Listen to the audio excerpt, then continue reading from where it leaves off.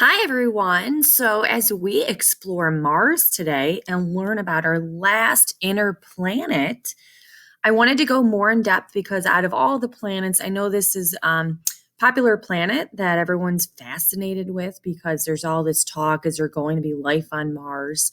So, I found a very interesting article called Exploring Mars. What's it really like on the red planet? So, that's its nickname. With the help of cutting edge robots, we'll find out soon. So, follow along. Is there life on Mars? Could people actually live there one day? These are questions that America's space program, we call NASA, wants to answer. It's been 50 years since an astronaut walked on the moon. How NASA is eager to get back there and to send robots all the way to Mars to explore. In 2020, Mars and Earth will be orbiting this year, everyone. They'll be orbiting close to one another, like they do every couple of years, and several countries are planning to send rovers to find out more about this red planet, named because of its rusty red dust on its surface. Sometimes the dust blows into the planet's atmosphere, making the sky look pink. It's a big trip. The U.S. rover called Mars 2020 will launch in July 2020, but will not land on Mars until February of 2021. That is coming so soon. So, what's a rover like? Mars 2020 is about the size of a car at 10 feet long, 9 feet wide, 7 feet tall. The rover's tough, which is important. An older spacecraft got its probe stuck while trying to burrow into the Martian soil for samples.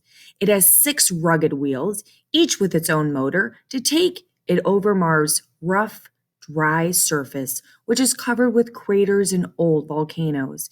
It also is the most powerful robotic arm ever built for a rover. This adaptable arm can withstand the extreme temperature changes and heavy dust on Mars. Here's the picture of the rover. So this is how we find out information of what it's like on other planets since we can't actually go there.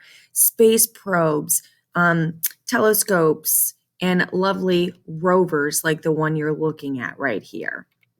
The rover's assortment of instruments includes a drill at the end of its robotic arm to dig for soil samples that astronauts will collect and bring back to Earth, an advanced camera system, sensors to test temperature, wind speed, and direction, and a high-tech X-ray tool to analyze the chemical makeup of rocks at a fine scale.